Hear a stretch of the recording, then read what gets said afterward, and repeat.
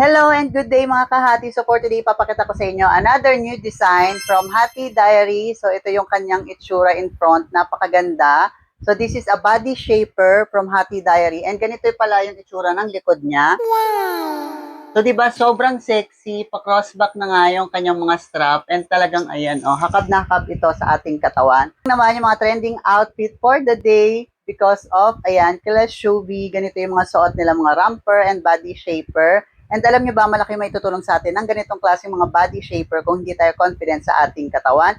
Dahil nakokompress lang naman ng mga body shaper yung ating bewang at ating tiyan para lumiit siya ng ganyan at mas maging sexy and confident tayo sa ating mga outfit. This is good for our OOTD and pwede rin naman siya for our fitness, in gym, pang jogging natin. Ayan, so pwede rin ito. Maganda rin itong ternohan ng mga pants or katulad nitong mga jeans na to, skirts, or short na paborito ninyo, pwede po yan dito. So maganda rin siyang ternohan ng mga pambaba. Yan, mas nagiging classy and lakas o ka-Gen-Z ng ganitong klaseng mga outfit dahil ito nga yung mga uso ngayon. O, ang ganda pa rin ng kanyang likod. O, di ba kahit na meron kayong tinerno sa kanya na mga pants or short.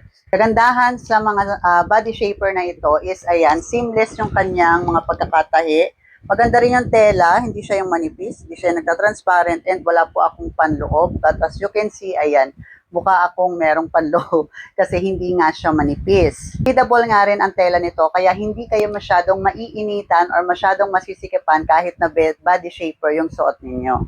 Kaya kung gusto niyo nga rin ng ganito kaganda na body shaper, ayan, ilalagay ko yung yellow basket dito sa baba para makabili rin kayo. So yun lang and have a great day po. Bye-bye!